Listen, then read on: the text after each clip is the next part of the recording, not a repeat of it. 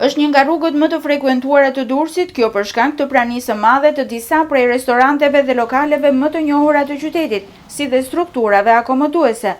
Infrastruktura e këtij aksi lë shumë për dëshiruar dhe pamjet që po transmetojnë nuk ka nevojë për koment.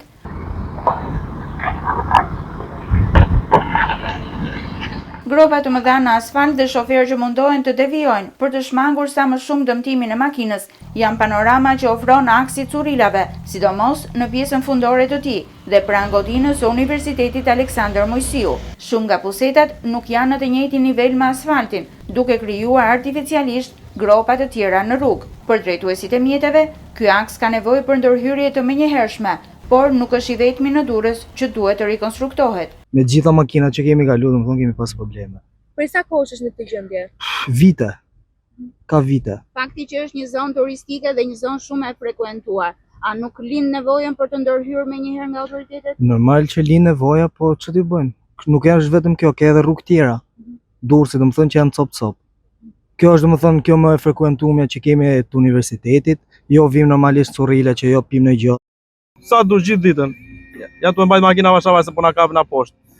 Duke pasur parasysh që është një zonë turistike, sa problematike është kjo rruga dhe mos ndërhyrja në të? Nuk është vetëm kjo rrugë, janë gjithë rrugicat e Durrësit që janë kështu. Nuk është vetëm rruga e parë. Bashkia duhet të marrë vendimet e saj, ti mos i linë me këto gropa kaq të mëdha. Probleme janë për ne shoferët. Gjithandaj probleme asim me amortizimin e makinave. Shpesh herë është ndërhyrë është hedhur çakull. Është kjo një zgjidhje apo është një zgjidhje momentale? Zgjidhja janë momentale, zgjidhja e kësaj është gjë do të jetë me asfalt. Ka mbi një vit, ndoshta më tepër.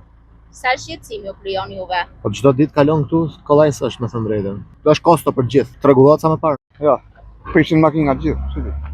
Duke pasur parasysh që është një rrugë turistike?